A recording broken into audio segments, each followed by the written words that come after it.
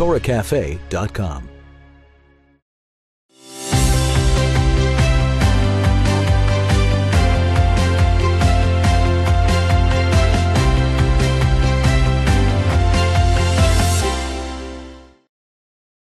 Please welcome spiritual visionary and master educator, dean and founder of Israelite and Yeshivat Oraita in Jerusalem, Rabbi David Aaron.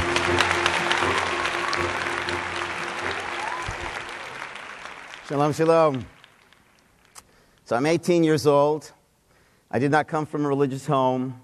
I have this huge red afro, kind of unusual for a white boy, red afro from Toronto. And I'm at the Western Wall for the first time. I've got this beanie, this yarmulke floating on my head. And I'm at the wall, and this very religious-looking man had a long black beard, long black side curls, long black coat. He was very long and black-looking. And he came up to me, and he said, in a broken English, "I teach Kabbalah. You want to learn Kabbalah?" What did I know about Kabbalah? The only thing I knew about Kabbalah is what they told me in Hebrew school, is that it's forbidden. And so I said, yes. That's perfect. That fits me. Jewish, forbidden, I like that. And so he started teaching me the secrets of the universe. Now we're going to fast forward 3 years later. I'm with a friend of mine in a religious neighborhood called Geula. It was Rosh Chodesh, which is the beginning of the new month. I'm walking with my friend. My friend says, "Have you ever met the great Hasidic Kabbalistic master, the Lulavar Rebbe?" Actually, I never heard of the Lulavar Rebbe. I said, "Why do you ask?" He says, "Because we're walking on the street where he has his center and all his Hasidim, all his disciples, and maybe he's hosting a tish." Now, what's a tish? Tish is a table. It's Yiddish for a table. And very often, at special occasions, the Rebbe, the teacher, would get together, and his students would come, and they would share Torah and singing, whatever. He said, because it's Rosh Chodesh, because it's the beginning of the new moon, maybe he's hosting a tish. I said, well, okay, so what? He said, well, don't you understand, these Kabbalists, they can look right through your soul. I said, I don't want to meet him. I'm not interested in someone looking at my soul, okay? He said, come on, don't be a chicken, let's go in. So we go inside, and yes, the Rebbe's hosting a tish. Hundreds of people. Rebbe was this little fellow, right? He was like in his 80s. And this long table, hundreds of Hasidim around, walk into the room. And as soon as we walk into the room, the Rebbe goes, "Ha!" And he starts to stare in our direction. I don't like this, right? Okay, so he's looking, and we're at the end of the room. And everybody in the room realizes that the Rebbe's looking at somebody. So they start looking. And so I realize he's looking at somebody. And so we looked, but there was a wall behind us. And then the Rebbe started to point. And I started getting a little worried about that. And then all the Hasidim started to point. And the Rebbe wanted to meet us. Okay? Well, I'm not scared. My friend was taller than me, so I went behind him. And thank God the Hasidim grabbed him and pushed him through the Rebbe.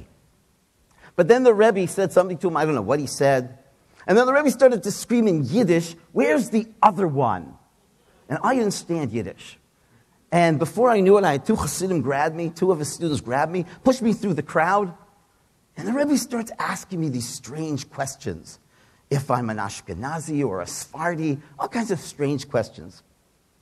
Wasn't really happy with my answers for whatever reason. Didn't believe I was an Ashkenazi. And I thought, he couldn't be a big Kabbalist. I mean, most people think I'm Irish. So that I'm an Ashkenazi. He thought I was a Sephardi. I don't know why. Anyways, right after that, the Rebbe takes an apple. And he dangles it in front of me. And so he's going to give me an apple. Okay, I'll get something out of this. Right? So I reach for the apple. And the whole room screams, "No!" Okay? So the Rebbe smiles. He holds the apple in front of me again. Okay? So I reach for the apple. And all the Hasidim scream, "No!" And I look around. I see everybody going like this. And at that point, I'd been studying Talmud for 3 years. So I was a little smarter. And I realized you don't go like this. You go like this. Right? Yeah. So the Rebbe held the apple in front of me again. And this time, I cupped my hand under the apple. the Rebbe dropped the apple in my hand, and his 2 disciples pulled me out of the crowd, right? Beat me up, took my apple. Just joking, right? Anyways, so I got this apple, and the Rebbe doesn't seem to have seen through my soul. Thought it was a Sephardi, right? The Rebbe started to sing and share some ideas. Again, he's in his mid-80s. Suddenly, this Rebbe kicks from the table, and rushes across the room, and the entire room parts like the sea, right? And he goes to the mezuzah and he starts to pray. Then he turns around again, and again, nobody knows which way this Rebbe goes, and he runs to the Aron HaKodesh, starts to pray. Then the Rebbe darts back into the crowd, stops on a dime, turns around, looks me in the face and says, "What are you studying?" Hundreds of people. I'm like in my early 20s, right? And the Rebbe, he's got his finger in my face. He says, "What are you studying?" So I said, "I'm studying Talmud." And the Rebbe said, "You're studying Talmud?" He said, "Which tractate?" I said, the tractate on the Sabbath. And the Rebbe looked at me and went, and ran away. And then after that, all the Hasidim started to shake my hand. Right? And my friend said, "What was it all about?" I said, "I don't know." But I did know. You see, the Rebbe did see my soul. He saw that I was actually studying Kabbalah and that I had missed the point. Because you know what Kabbalah means? People think it means mysticism or whatever. It doesn't. Kabbalah literally means to receive. What is this? This is taking. What is this? This is receiving. And what's the difference? Kabbalah and Judaism is not about getting more out of life. It's humbly receiving more in your life. The Kabbalah teaches that God created the world as vessels. And then God gave to those vessels blessing. But the vessels broke. You know why? Because they couldn't take the blessings. You know why? Because they wanted to take the blessings, hold the blessings, keep the blessings. And when you do that, it all breaks down. The secret of Kabbalah is don't take your blessings, don't hold your blessings. Receive your blessings. Be thankful for your blessings. And receive your blessings with the intention of sharing it with everyone else. There's 2 bodies of water in Israel. There's the Galilee, the Sea of the Galilee, which is alive. And there's fishing, and there's boating, and there's, it's alive. It's called the Sea of the Galilee, HaKineret.